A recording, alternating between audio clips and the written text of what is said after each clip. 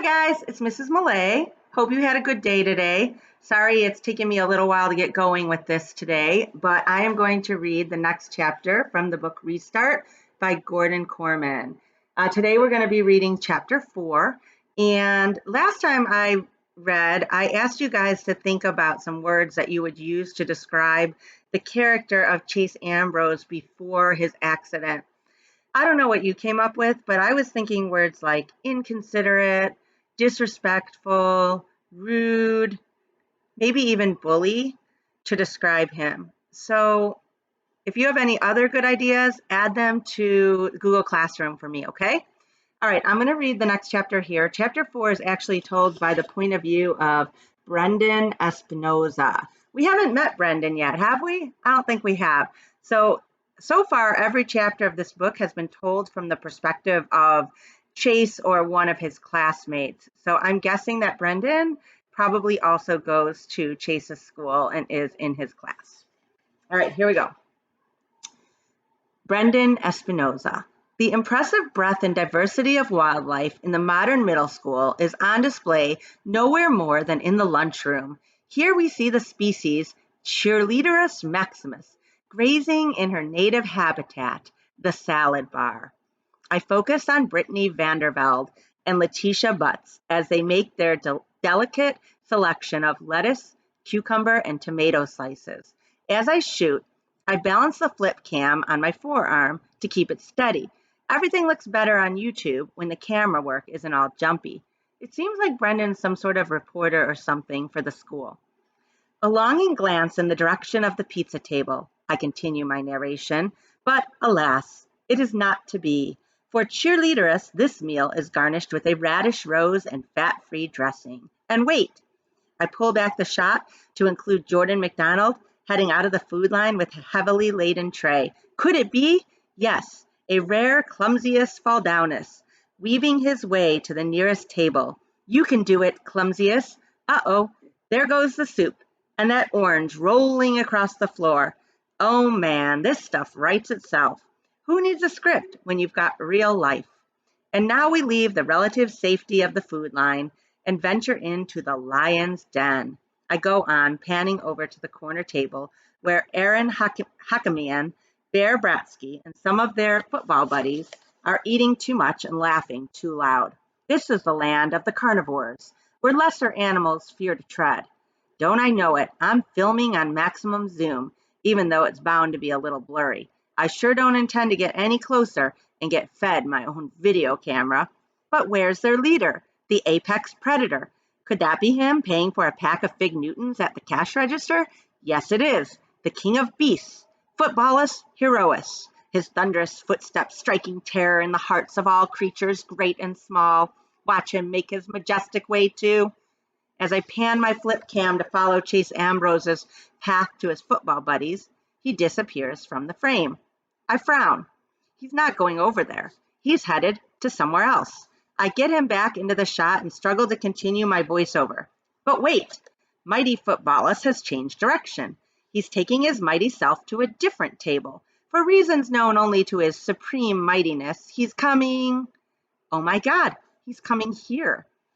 I whip the camera away fast enough to leave a trail of burnt air hanging in the cafeteria. He's right opposite me, larger than life, holding his tray over my table. Why is Chase Ambrose coming anywhere near lowly me? Does he know I'm making fun of him and his friends on a YouTube video? If so, I'm dead. No ifs, ands, or buts.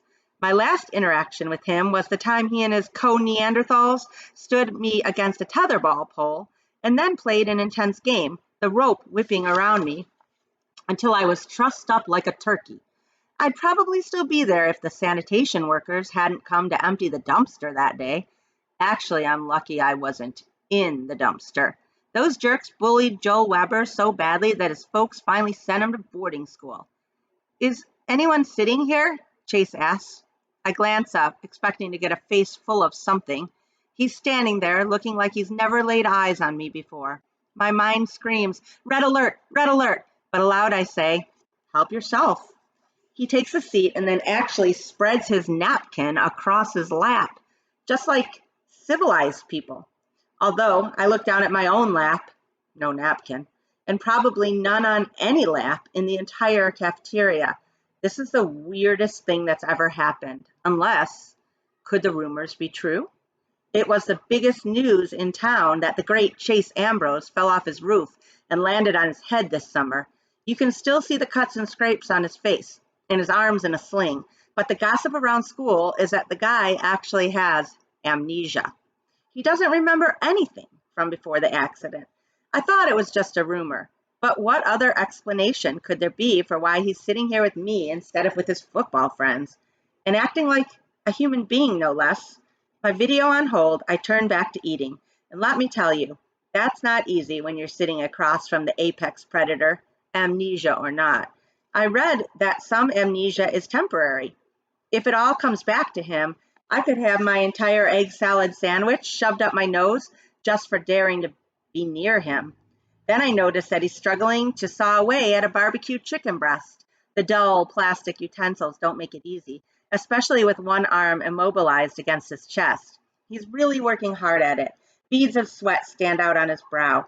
I speak the craziest, most foolhardy words that have ever come out of my mouth. You need help with that? No, thanks. He keeps on sawing, getting nowhere, his frustration growing. I still can't explain why I do it. I get up, loop around the long table, and approach Chase from behind. It's easier when both arms work. He battles a moment longer, then gives in with a sigh. Maybe I could use a hand. So there I am, in the middle of the cafeteria, hunched over the apex predator, cutting up his chicken.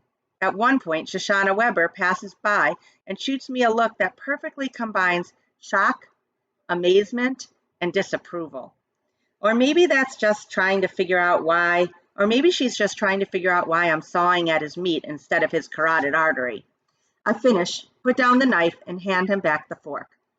Thanks, he says sheepishly. No big deal. I return to my side of the table, sit down, and hit the floor hard. A chorus of raucous laughter explodes around me. That's when I notice I'm surrounded by football players. Bear puts my chair down on top of me, trapping me under it.